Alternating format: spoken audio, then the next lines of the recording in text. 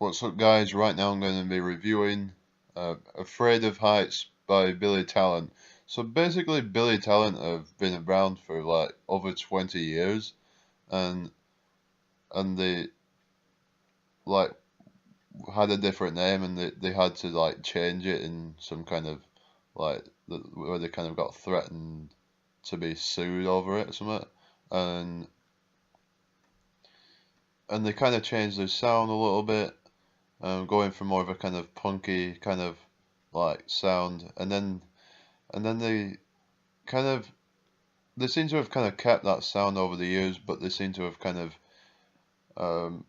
branched out a little bit more into kind of the kind of alternative rock, possibly. Um, but they seem to have kind of dropped out some of that kind of post-hardcore sort of edge to the sound. So let's get right into the review. Yeah, yeah. So yeah, basically, one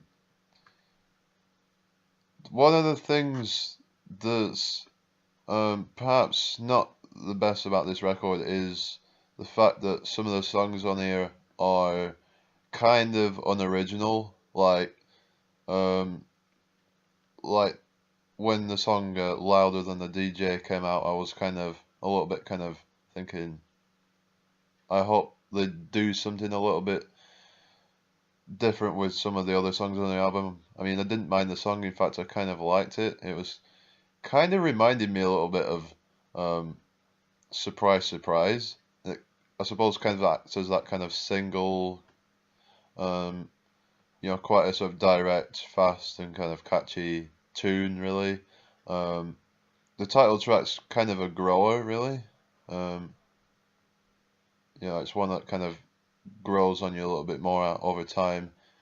And then there's a song called uh,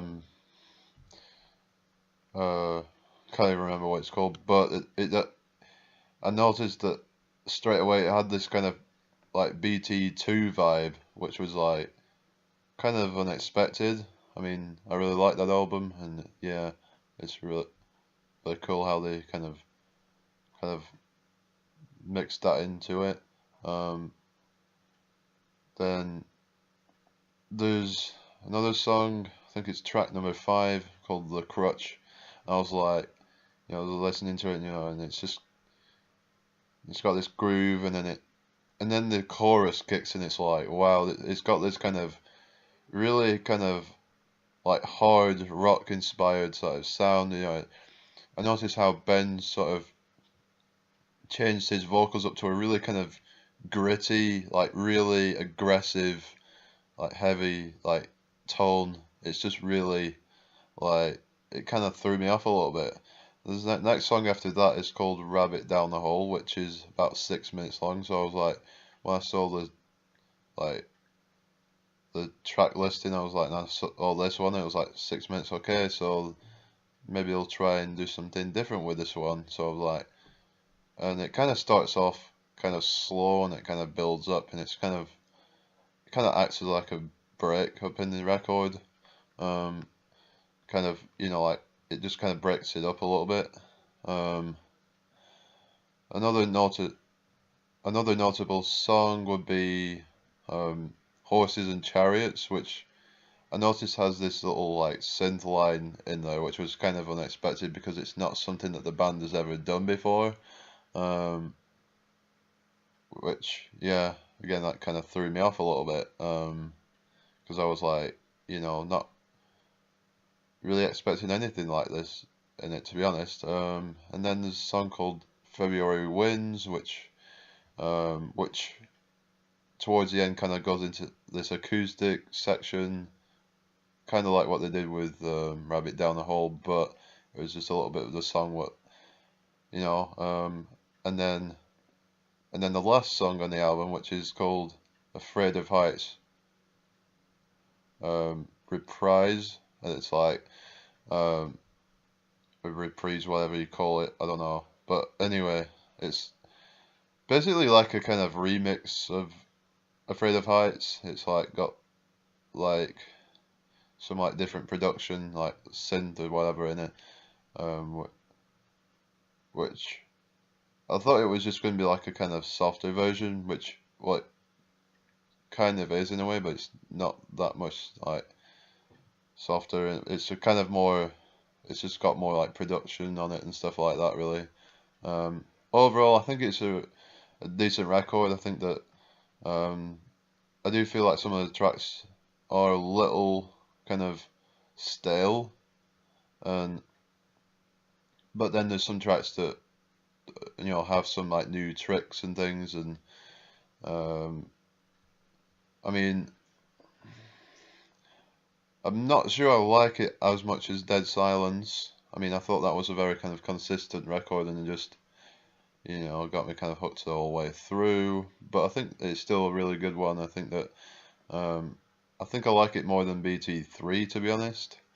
But yeah, I think it's definitely one that I think a lot of Billy Talent fans are going to like, and also be a little bit surprised at times, but maybe be a little bit predictable in other times.